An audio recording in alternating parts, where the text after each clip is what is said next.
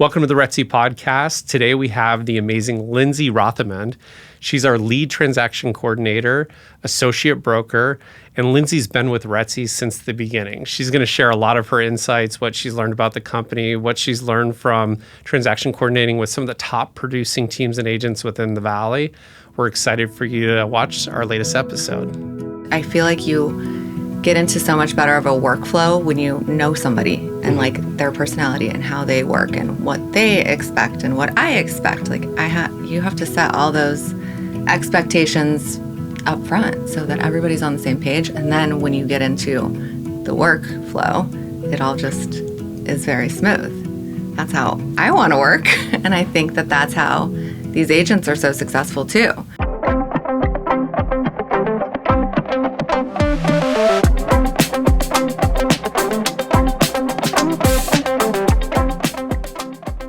Welcome to the RETSY podcast. Today we're sitting down with RETSY associate broker and transaction manager, Lindsay Rothermund. Hi. Lindsay, thank you for coming in. Thanks for having me. So Lindsay is a RETSY OG. Some of The original days. Yeah.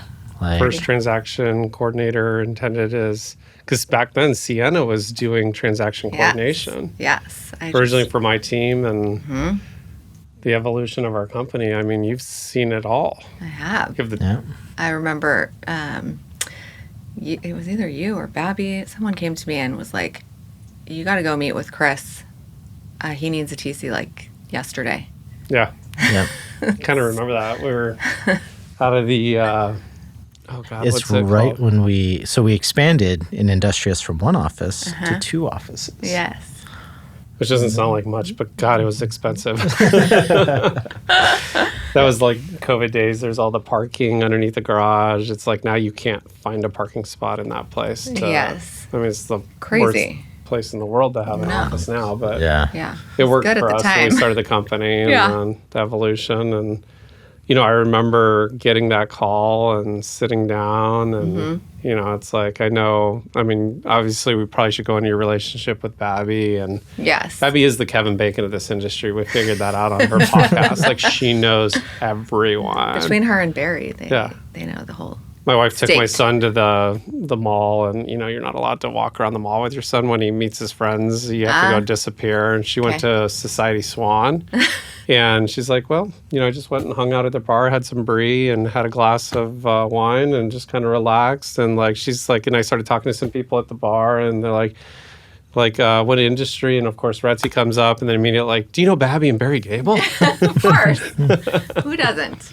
Yes. So tell us about your story. How'd you get into the industry, your background prior to RETSY?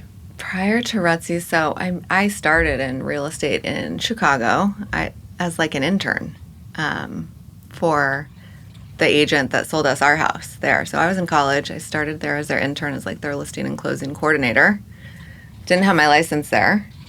And then I just decided to move. I was not happy in Chicago, a little too cold for me. So moved out here.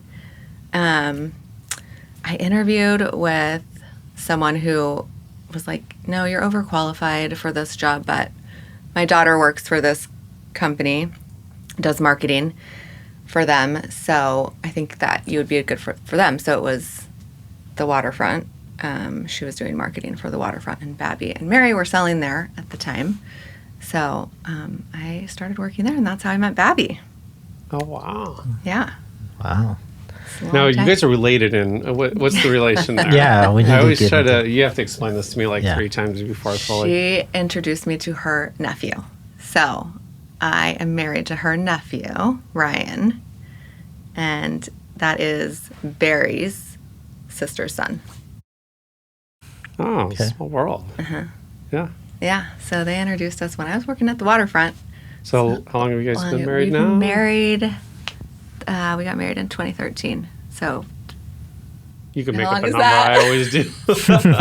15 years? 12 years? 12 years? 12 I don't years? know. Yeah. 12 years. What are we in? 2026? There's always that 2026 person now. in the relationship that's like, it's my wife. She could tell you the day, the minute. It's like. That's Ryan.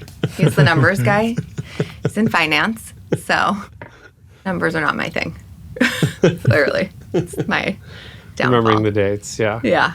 So So anyways, you guys met, and I know we spent some time together at launch. Yes, we I did. remember when we got you guys to come join us at launch. Yeah. So when did I move here? I moved here after college, so 2005. Yeah, because the 2006. waterfront was like 2006 to 2008, right? What a great project that was, too. That was really fun. And also to like start in that project, because that was the premiere, like we didn't really have high rises. Yeah, that was the and not first only in one. a luxury location. Yeah. So First high rise in Scottsdale. I think it's still the only one, yeah. if I'm not mistaken. Yeah, and that whole area. Gosh, I mean the upgrades in that mall and what's been going on in the Scottsdale Fashion Center. I think they still call it that. Yeah. Just blown away. Yeah. Yeah. So yeah, what I just kind of evolved with them as their TC and assistant, I guess. So I was doing marketing, showings, open houses when I had to. I am not a salesy girl, so you edged yourself selling into was that. not my forte. Well, you found a great role in the real estate space. Yeah, it works. It's definitely my speed. I like to be behind the scenes. Well, and from coming over with Babby and the team, in the early days of RETSY, to then us asking you, hey, can you help TC with other agents and give Sienna a little bit of a breather, because Sienna was doing everything. Yeah. Like, if you guys haven't listened to the Sienna episode at the beginning, she was runs much. things. Yeah. Yeah. I mean, she did everything. Yep. And then, so I know she greatly appreciated A break from all of that. Yep. Yeah. And so you took over on the TC front of things, and then you got your broker's license. I did. And then started helping me on some of the broker stuff. Yes. So you help answer the broker line and help me with reviewing files. Yep. And it's funny, I'm not going to name names, but somebody said, hey, can you hop in and review that? Because they didn't want you to review it, because apparently you're a little stricter and more stringent than I am. That's shocking. Right? Yeah. But, and With experience and time comes I a just, set of knowledge that notice. you can't replace. Yeah. well, and I think the other part of it, and why you're so great at, and why I appreciate you doing that, is you take it so serious. And, and like in that, ultimately it's my liability, right? Yeah. Like I can delegate the task, but Sure. at the end of the day, I'm still responsible as a designated broker for it. Exactly, which is why I'm like, I do not want to mess this up. I So- do not want to miss anything. I forget who I was talking to the other day, but we were talking about brokers and how somebody took some rollover, and it was like, I'm like, our lead TC, Lindsay, has more knowledge in her pinky than most brokers in our industry have in their head. Like, I mean, the fact that all the experience that you have, what you've seen, verbiage, creative writing that you summarize and make it work, it's like, it's pretty impressive. Thank you. You should be proud of it. Thank It's like- you.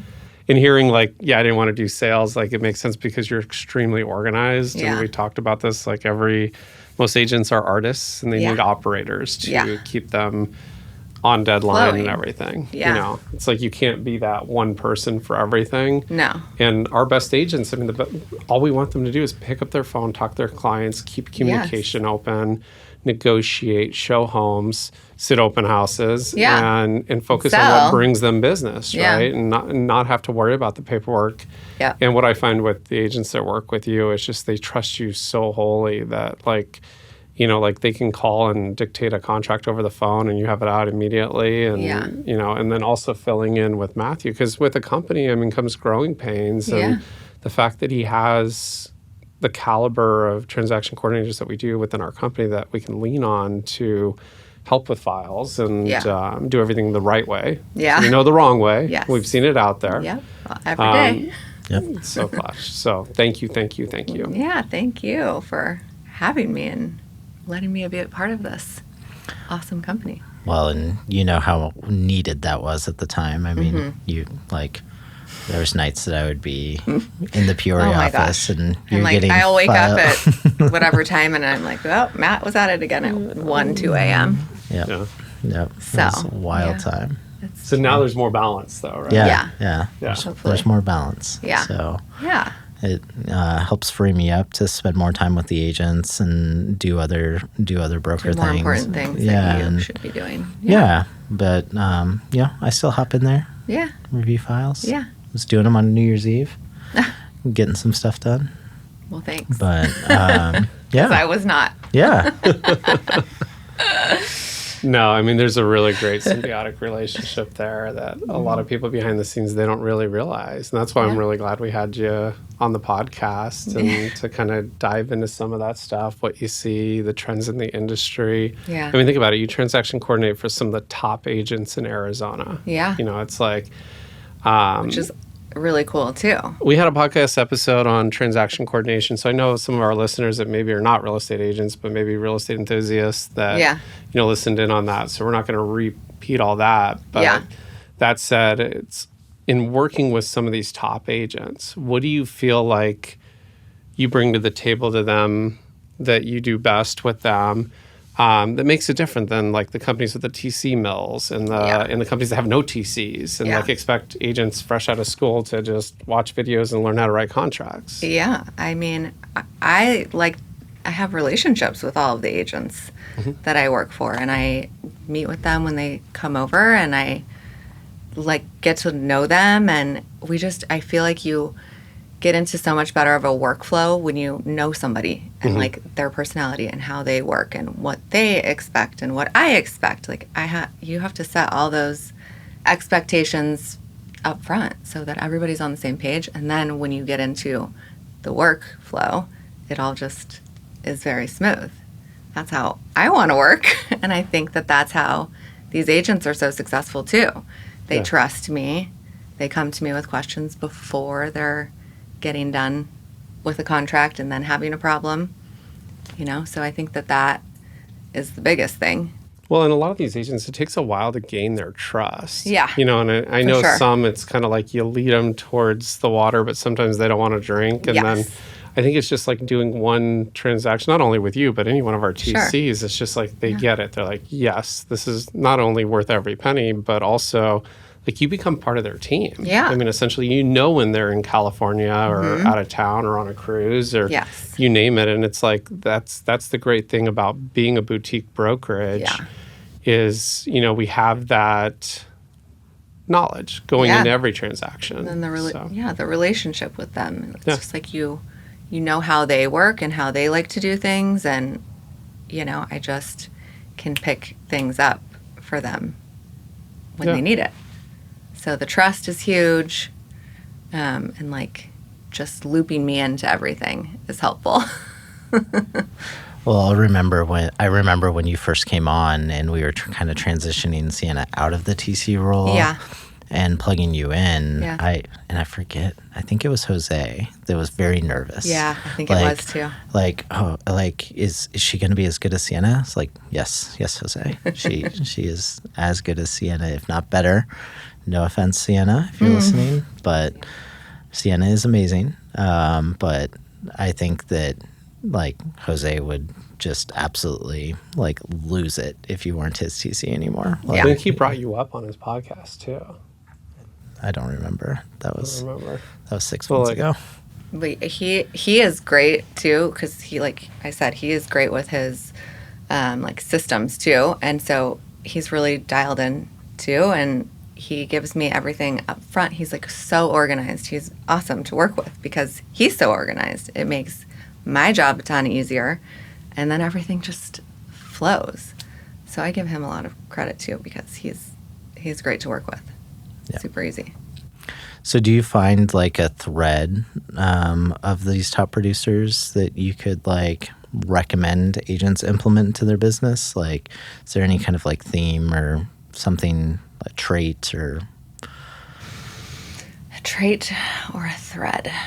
I just think the systems and the organization, the trust in me, giving up control in a sense. I feel like that's hard for a lot of agents. It's really hard for agents, but I think that once they do, they realize how much better they can be in their business. Yeah. So, letting us do what we do best. Yeah. I think that is probably the biggest thing. Yeah. The trust and giving up a form of control, not feeling like they have to do everything. I know this is hard for you, Chris, but there's a lot of people that don't like to delegate. Where Yeah, Chris that's is a a great one. master delegator. Yeah, I have like a PhD in delegation. You do, but a lot of Tabby's very really good at like it, too. type A personalities do not like to do that. Yeah. And I feel like that is a lot of top producers. Yeah. Babby's sure. really good at it too. Yeah. Yeah. Yeah. But Well, it's yeah, just like, you think can't- about it. It's like top producing agent. It's like you're the point of contact for your client. Yeah. The agent's calling on your listings. Yeah. The agent's calling you about your buyer's position and a lot of different things, right? And then it's like, okay, well, you got to have a good marketing department behind you. And Yeah. I mean, a lot of the systems that we set up, I mean, you remember at the beginning, like we implemented them. If we didn't have them back then, the plan was to implement them. But every system we implemented where it's like the just listed cards go out to the right people and the just sold cards go out. And, Yeah. And the ad campaign gets built and you connect the Something- QR code to the sign. It's like, Yeah, that's you know, it's such like a everybody important goes part. out there and everybody's copied the RETSY signs, but none of them have the technology behind it because we own it. We built it. Right. And what a lot of people don't realize, and the copycats still can't figure out, is like when somebody scans that sign, they see ads for that property. Yeah. And we built the system to do that. I mean, we're the first brokerage to ever really implement that and scale. And the transaction coordinators have a big part of making sure that that landing page is done, set up, and connected properly to the sign. That's not automation. That takes manual work and organization and doing it at the right time and making sure the signs go up at the right time. So there's so much that you do that a lot of people don't realize that make agents look like rock stars, you know? And it's like, yeah, I know within my team, you know, we're always trying to make it better, but you know, it's just like I get so much credit, but it's immediately pushed back to Chrissy or Brian or Stephanie, Yeah. you know, or even, I mean, Carrie's been doing RTCing and like, and it's just like, you know, every credit's due there because a team will always outperform an individual. They just will. But a team that communicates properly, that, you know, or gives credit where credit's due, then that client understands it. I had to step out and call a client and do the typical, like, you know, thank you for the business. Thanks for putting your trust in our team. Yeah. And, you know, they're always singing the praises of like a couple team members or the person that handled this, even down to our title company relationship of like, they were awesome. Like I was going to drive out to North Scottsdale. They sent somebody to my house and then, you know, sat there and we went through everything, you know, and it's like, because a lot of people don't realize in a real estate transaction, there's probably 40 to 50 things that have to go right, but there's about 10,000 things that can go wrong. Yes. And a good transaction coordinator is the difference between somebody ending up in a lawsuit or having a complaint against their license or not, you know? And also, like, I feel like if I'm trying to get a hold of an agent, I can always just call. I'm like, all right, who's their TC? And call Liz, and Liz is like, oh, you didn't know that they're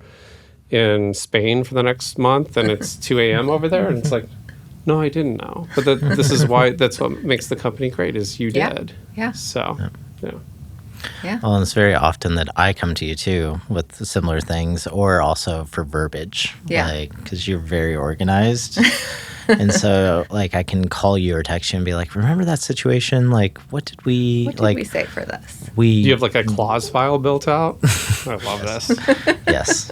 I lean on it all the time because Yeah. generally it's, you know, we come up with the verbiage, we get it blessed by the attorney, Michael. Yes. And And I'm And then like, we can okay. reuse. Then we can reuse once Yeah. it's blessed. Yeah. Once it's been Got blessed. to put that away. Yeah. But this all evolved so much for me too when I came to RETSY because I was only TCing for Babby and Angela's team, and that was just maybe 5 agents. So I have learned so much since being at RETSY too. As much as I've been in the business for coming up on 20 years probably. Yeah. Which is crazy. I still learn stuff every day. Yeah. There's always something that comes up that I'm like, I gotta call Matt. I've never seen before. Yeah. Well, and if you think about it from that perspective too, it's like you see so many transactions. Yeah. I mean, like our 2 top transaction side agents last year did 58 and 56 deals. UTC for the one that did 56, and he's one of your agents, and you have 40, 50 agents? How many agents do you TC for right now? It's gone down a touch, but I think it's around 50 or 60. Yeah. Yeah. So, I mean, and so you're seeing how many transactions a year? How many transactions do you think you closed last year in Last 2025? year, probably over 300. Yeah. I Yeah. mean, so like for anybody listening to this, like a good agent closes 10 to 20 a year. And, you know, like outstanding agents are closing, you know, in the 50s or 60s a year. Yeah. And then, I mean, you're seeing 300 a year. I mean, you've seen a thing or two. Yeah. Yeah. We were kind of chatting before the podcast about like broker horror stories. And Yeah. most of the broker horror stories that I've shared on the podcast, the house fire, the vandalism before close of escrow, like those were Lindsay's agents. Yeah. So, Wait, you were the TC on the file where the son burnt the house down because his parents, he was pissed off at his parents because they sold the house without telling him? Yep. yep. Yep. You ever So- watch And that was early on. That was too, early on. from when I came over. Yeah. That was right after we moved into the new office, Yeah. right? Yeah. We were over the holiday break. I got a chance to actually turn on Netflix, and I don't know why. I defaulted to the Hangover 1. Oh. And then it turns out there's a Fun. Hangover 2 and 3. Yeah. Zach Galifianakis character in that with the way he treats his parents. I'm like, he is that guy in that transaction that haunted us. But, you know, the experience and the right attorneys. I mean, we had that deal undone, saved our client. Yeah. I mean, tons of money and headache. And I can't even Yeah. imagine if they were with another company. I mean, they'd want a know. house that was burnt down. Like, So crazy. yeah. But I mean, that said, it's like when it happens again, we know Now we know. immediately what to do. Yeah. And you pay for experience in Hopefully. this industry. Hopefully not again. Not again. Okay. Let's knock on Yeah. something that's wood. Yeah. Let's- But I mean, that said, it's like experience is what people pay for, Yeah. and it's so vitally important. Yeah. So Yeah. we always like to ask the time machine question. So if you had a time machine and you can go back in time 10 years or forward in time 10 years, you get to talk to yourself for a minute. Which direction do you go? And then what would you say or ask yourself?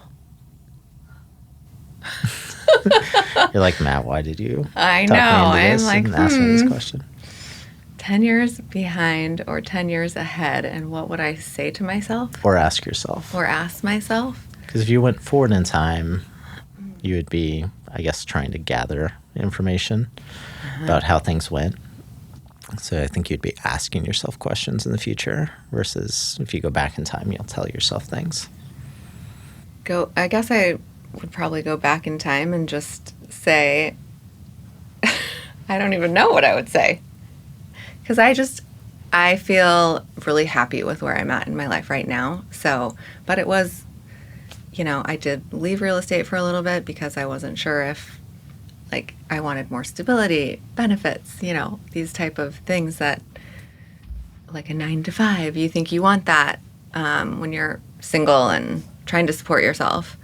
But I guess I would say, like, stick with it because it's all going to work out and it's all going to be great. it's great advice. Yeah. Yeah. I mean, Yeah. I don't know. I left and came back because I didn't want to do anything else. I was not happy doing anything else. So as much as, like, there's so much fluctuation and real estate's wild, but it also makes it really interesting. Yeah. Well, and we've gone through a lot of changes in our industry in the last Yeah. 24 months. Yeah. Yeah, we've seen a lot. I was out with Avery. We did a daddy-daughter date night. Yeah. I love Cute. those because it's like Yeah. we spend appetizers talking about the boys she likes and Yeah, different things and the cute. politics in her friend groups, and then Okay. and then dinner usually evolves to like, all right, what are you thinking about for college? Like, what Yeah. do you want to study? What do you like? She loves medical stuff. Wow. But okay. ironically, she surprised me the other night, and because usually she likes medical, she likes architecture. So she's like, I think architecture or real estate, like, I want to have freedom. And I feel like if I got in the medical industry, like, I wouldn't have the Hard. freedom to do the trips that you and mom do and bring Yeah. us on and Yeah. stuff. I was like, I'm like, do you want me to call Stratton, have a little internship set up for architecture? Because I believe it. I mean, like, the reality is, like, if you're a good architect, I mean, you could do it from Barcelona. Yeah. Actually, you'd want to because the architecture is amazing there, right? Yeah. You could be in Anywhere. Florida. You could be in Coronado. Yeah. And it's like So much same thing with inspiration. transaction coordination, right? I mean, Yeah. the reality is as long as the files are done, we don't care where you're doing it, right? Exactly. Yeah. And It's given me I just feel like within our industry, I mean, there's just so many verticals of not just real estate, but transaction coordination and Yeah. marketing Yeah. and tech and the way AI is going to shape things for the future for our industry. There's so many opportunities for the next generations of like, here's what to do. Yeah. And the reality is, I mean, you make a really good living transacting, keeping agents organized if that's your personality. Yeah. And people know that, you Yeah. know, and you do a great job at it. Thank you. But yeah, It's been nice to so you go back in time and be like, do what you're doing. keep doing it's it. working out. It's working out. Don't try the other Like- thing, probably, because Yeah. that was not for me. Yeah. That makes sense. I worked at Farmers Insurance, actually, Yeah. Oh, well, I didn't know that. and I did subrogation. I don't even know what that word means. So, well, that's when. Subrogation? Yeah. So, like, if. That's not a real word, is No. it? Okay. No, it's- No, I'm just kidding. And so, is. so, like, if I file a claim against your insurance, and wait, actually, I want to So make sure I it's- don't screw this up. But Basically, like if you get into an accident Yeah. and it's not your fault, but you file a claim with your insurance, Yeah. they're going to go after the person whose fault it was. So they're subrogating against the other person to Oh. get your money back or their money Because back. otherwise you'd have to call their insurance and deal with it. And most Yeah. people, I would just You probably would call call my your own insurance and be insurance, like, yeah, this is what I pay you for, figure it Yeah. out. Yeah. Yeah. So then that was what I did. Yeah. It was like just I only know that from the hit and run I was in because I had to file against my own insurance because it was a hit and run. the worst. And then, They were, yeah, that Yeah. sucks. yeah, it did. But that was just like very the same thing every day. Yeah. Yeah. There was really nothing, no challenge, no learning It really. was a 9 to like, 5 with benefits. Yeah. And, Yep. there's freedom without freedom. correct. And I like what I do now because of how I make my schedule. I can get my kids to school in the morning. I have sports. I can, I just can make it so that it works for my life. Yeah. So Now, some of the top performing teams you see out there, what's a common theme? I'm going to re-ask a question, but in a different way. okay. What type of advertising do they do that you feel like pays off the best for them? What tools within RETSY do they use that you feel like pays off best for them, or even outside of RETSY? What do you see out there that, like, if you're an agent listening in, you're building your team up, you have one of the most experienced transaction coordinators that works with some of the top teams in the Valley, what should they be focusing on right now in 2026? Video, Yeah. probably. Yeah. That's like I see what I some of the- see a ton the agents' of with videos my you big work with, agents. yeah. Yeah, and they're always and getting and- it out there. getting it out there. Yeah. And they're not like generic. I don't know, And it's being like different. Yeah. different, creative, making people want to see the houses. Yeah. Yeah. Well, and it's like I saw a really good one. I don't know if you saw it yet, or maybe I don't know how long ago she posted. Maggie posted a really good lifestyle video talking about how she does real estate, obviously targeting her friends and Yeah. people in real estate. Yeah. Yeah. I thought it was creative, because it's like we see everything, right? And you Yeah. have your typical agent that's like, you could tell somebody has a gun to their head to do the damn video. They're talking monotone or they're trying to come up with some stupid concept. wanna But be it's there, like, you align with luxury, you align with that type of clientele. You need to speak to them in a way that they understand. And like some of the videos that our agents produce are just genius. They're And awesome. even the ones that have plots and storylines and are kind of funny, they're still classy. Yeah. Yeah. They're my favorite. So, like, Love as an to see it. agent and stuff, I mean, I know, so, like, when Gable Phillips Group came over, like, we did a really cool intro video and a Yeah. toast video. Yes. And then it's like, I know they've come up with some really cool concepts, but they're always class act. I mean, if Yeah. agents are, like, if you're on Instagram, you want to follow them. What's their Instagram? I think GablePhillipsGroup.com or Gable Phillips Group. At Gable Phillips Group. Yeah. Yeah. Yeah. Gabel. BEL. Yes. Phillips with 2 L's. Yes. Yeah. So that's a good one to follow. So you're seeing a lot of them do video. Yeah, I see a lot of them doing videos. That's probably the biggest thing I see because I tend to like steer clear of marketing requests or questions. I always direct everybody back to our awesome marketing team because that's just not my forte. Yeah. I know with these videos, I mean, we're running them on RETSY, and a lot of them will do individual targeted campaigns through ad software. Yeah. I know Sydney and I have sat down with tons of agents and knew the coffee with the broker thing. I mean, you've been sitting down with a lot of agents and like digging into ads it. probably too because I see them for agents. So the ad work stuff. I saw the worst video ever. Not an agent within RETSY, but it was sent to me by like 4 RETSY agents. And it's just like at the end of the day, I'm still kind of proud of this agent for actually getting a video out there, no matter how bad it was. And you could tell she was struggling and like had never shot video, but like she got it done. She's with another company, but like I'm always going to see the positive side of things of like, you know what, there's a bunch of people that didn't even know she's still alive and now she puts out a video and she's probably going to get business from it. Yeah. So, I mean, video has been the trend, I think, for the last decade. I mean, ever since Google bought YouTube. But I do feel like the trend for the future is going to be how you shoot those videos, the storytelling behind it. Yeah. I mean, that's what I rack my brain on is like, let's tell the story behind the house, right? Yeah. And then it's just like 100%. we're an auxiliary. It's not just about the agent. Yeah. So. Otherwise, you just get bored. I think something else too, and I don't know how many people do it at RETSY, but I have a friend who's in the business, and she does a lot of like client appreciation things. Yes. And like give back stuff. Oh yeah. That just like she does like a teacher of the month, and because she used to work for a school picture company, so she has all these relationships with schools and teachers and stuff. So she goes every month and does teacher of the month, and it's her follow up with all of that stuff and like reaching out to the community is awesome.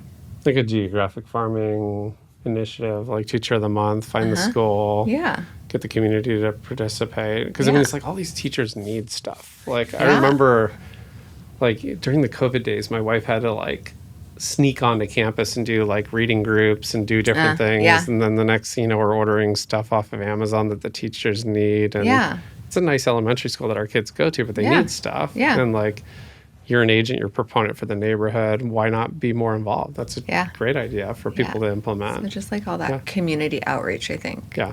And And door drops. I mean, I know. Yeah. I got like at least 5 agents that somehow found my house and dropped stuff off. I mean, all the way from like it's this delicious vinaigrette that came in a wine bottle. That was just, at first I thought it was wine. I put it in the Sub-Zero fridge, and my wife's like, no, that's a vinaigrette. Like, oh my gosh. I'm like, that's so cool. She's like, you put it on salad. I'm like, okay. Not in a wine glass. I'm like, but that's it. I mean, all the way down to like this thing you burn on the stove that we burnt on the stove during our team Christmas party. Oh, yeah. You know, and it Like just made the house smell like yeah. Christmas, you know, and like crumble cookies showed up. Yeah. That was awesome too. You know, it's like, but like that. those gifts to the past clients, those sphere, I mean, it's extremely important. Yeah. There used to be a company out there that did this, but like, do you mind mentioning your friend's company's name that handles it? She does it. What's her company name? Or she just does it? No, she is a realtor. Oh, she does. Oh, she does it. Okay, I see. She does this. Okay, yeah. In her community. I know our team uses somebody who helps us put together closing gift packages. So they're not the typical cookie cutter. I mean, we always put like a nice steakhouse gift card or something in there, but like unique. Like, or like we went down to Urbana and set up that special relationship where RETSY has its own ordering page for closing gifts. And I remember one of my clients closing on a house in PV and gave it to him. And this is a guy that can buy anything that he wants. Yeah. He got a little choked up about how cool it was. Like all the glass were laser etched and it says Paradise Valley and the towels matched. And, you know, the gift basket, like personal. anybody can take you to a steakhouse or send you to a steakhouse, but just differentiation and Like they call them pop buys. Pop buys. There's actually a real estate coach that like that's their whole business model. It's just like forget about finding new business. Just network with the people you know. Yeah. You got to do these pop buys. Pop buys sounds like pot pie. Yeah. One of my coaching clients explained this. I'm like, God, how many pop pies can somebody eat in a month? But pop buys, and it's just like you stay top of mind. Mm-hmm. But I still think the most important thing, and we keep harping on this, and I'm going to continue harping on it, but it's like being that trusted resource and giving the neighborhood the information that's in your mind. Right? Yeah. They're getting their information from the news. They're not getting the real news. Yeah. So 100%. a couple good things right there. Yeah. Got anything else in the chamber? I got another one for you. Oh boy. Because you do work with a lot of high producing teams and high producing team leads that have junior agents. Yeah. So if somebody who's a new agent is listening to this, what are the things they want to look for in like a team lead? Like that. Yes. So my advice to a brand new agent has always been go find a team. Yeah, you got to go find a team because the best way to learn this business is to do this business and get experience. So finding a team where you can learn from a mentor in the business is the fastest way to success. Yeah. So somebody that you can go sit in the car with and literally spend the day with them and that they have the time to do it and are what value are they going to give you out of that. You want to be able to make sure they're willing to share and teach. Yep. And sometimes they might be busy and can't do it. Yeah. So just somebody who really is going to take you and show you and teach you. I think that willingness to share is the biggest one. Yeah. Because I feel like there's a ton, and this was kind of like a Tom Ferry thing was when talking to team leads, like the biggest complaint was, well, I'm going to train them, they're going to get good, then they're going to leave. Yeah. And I've wasted my time. Yeah. And the alternative to that he'd point out so eloquently was, or you could not, and then they don't get good and they stay. Yeah, and then what benefit is that for you? Yeah, what benefit is that for anybody, really? Finding that willingness to share, I think, is an important trait to look for. And somebody that wants you to be as good as they are. Yeah. Like, I definitely can think of somebody off the top of my head. The teams need to build into their teams. Like, our company has one of the best cultures I've ever seen in the industry, right? All willing to help and share and all that stuff. Yeah.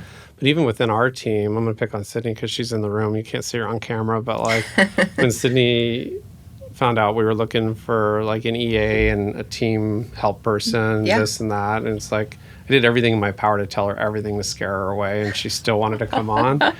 But I mean, at the end of the day, I promised her, I'm like, you're going to learn the ins and the outs of this industry. Everything that I know, you're going to know within 5 years. And like the reality is that's so valuable as your career evolves and everything. Absolutely. But here's the thing, I'm not going to be available to be there for anything. So like when I'm unavailable, call Chrissy, ask her what she's up to, go to an open house with her, or help Steph for this and that. And I know we just closed a very complex transaction where Steph went out of her way to make sure that the owners knew. Well, like Sydney was there helping me document this furniture and doing this and the intricacies of what could have gone wrong there. Yeah. And the thing is, the thing closed and the right furniture was there. The right furniture that was supposed to go to the charity place went to the charity place. The stuff that was supposed to be sold was sold. It was like done.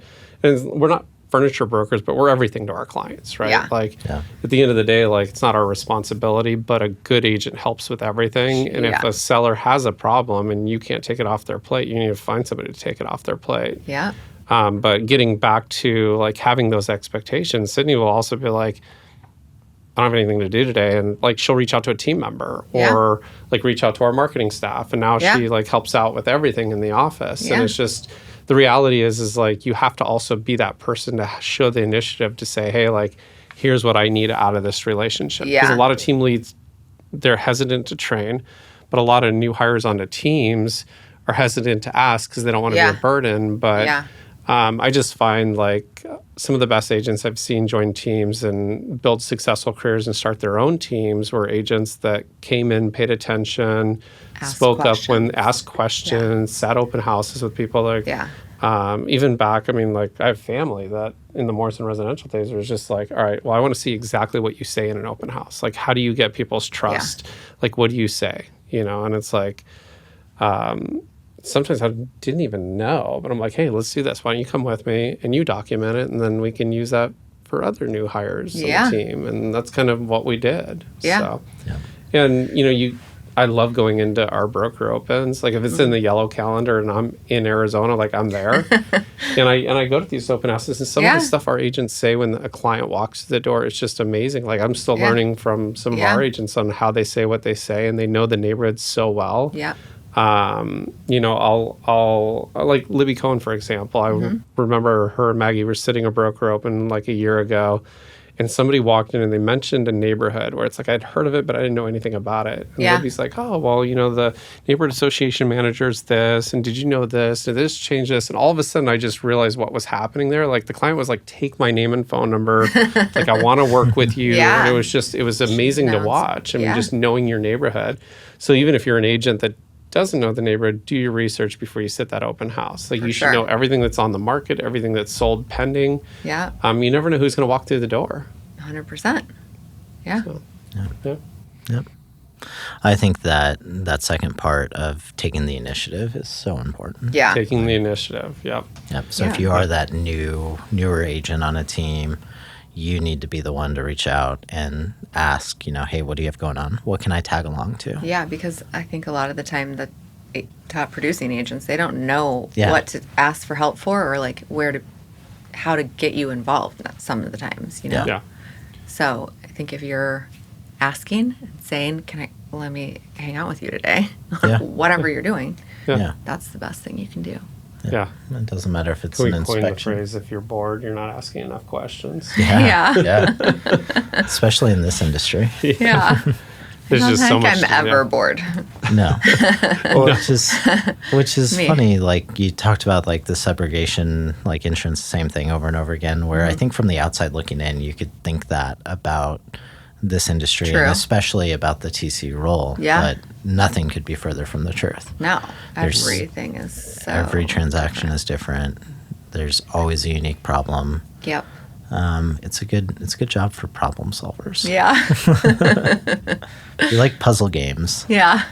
Yeah. There's a lot of ways to solve problems in real estate and gain your clients' trust. So. Yeah. We had a deal a few years ago where it's just like that's when I first learned about cross-collateralizing houses to, you know, and getting people to buy so they can take the equity from their home and buying another house. And it's like the number of times I've thrown that on the table as a solution to people. Yeah, I mean, at least 15, 20 deals. It solved the problem for the seller, got the sale for our team in RETSY. And, you know, and I don't think I would have learned it on my own had I not heard somebody else talk about it. And I had to investigate it and then reach out to lenders and get expertises. And we have a couple great lenders that can do that. So, yeah. Absolutely. Yeah. We're doing pretty well on time.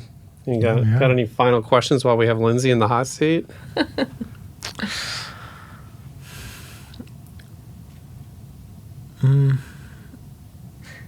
I don't.